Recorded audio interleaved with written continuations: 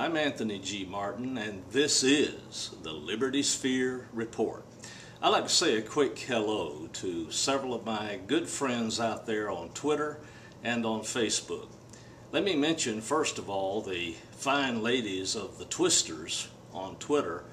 And I'll tell you, these ladies are fierce defenders of liberty in our country today. And if you're on Twitter, you should look them up. The Twisters. Fine ladies who have taken it upon themselves to be on the front lines for liberty on Twitter.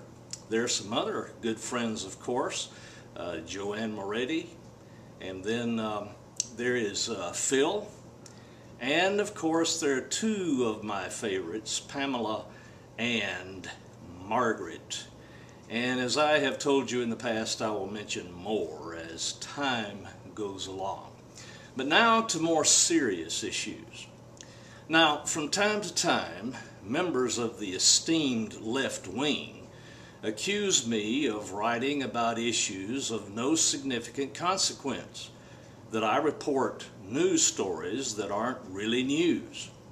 Well, I wonder if the minions of the left wing have ever really taken a cold, hard look at their own rag, the New York Times, which once was the gray lady of journalism, a stellar example of objectivity and balanced reporting. That day is long gone. This newspaper is nothing more than a shill for left-wing causes.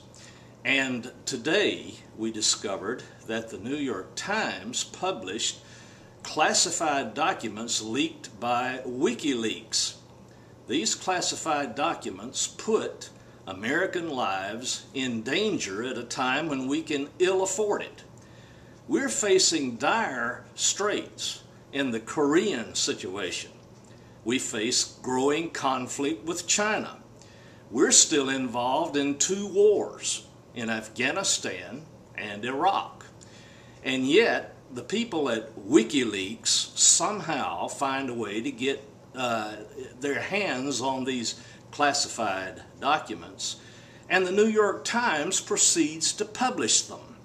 This is clearly a violation of the law, and if it's not, it should be. Yes, I believe in freedom of the press. Yes, I believe, generally speaking, that government should be open.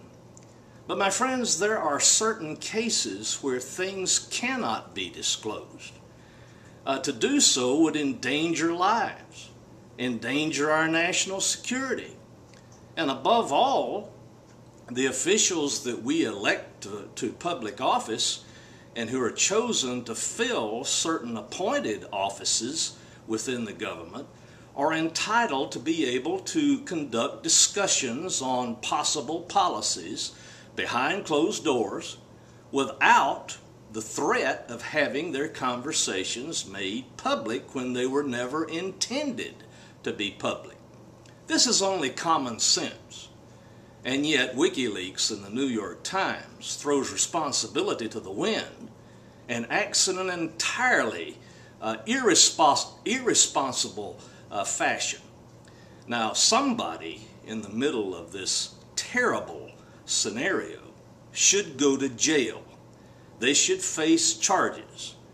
And as long as outfits like the New York Times exist that print stories that are slanted toward the left wing and that disclose classified secret documents that protect our national security, then the left-wing minions who criticize yours truly for reporting certain news stories that they consider to be unworthy need to just shut up. Don't you agree? I knew you would. Thank you for watching. This is the Liberty Sphere Report. I'm Anthony G. Martin.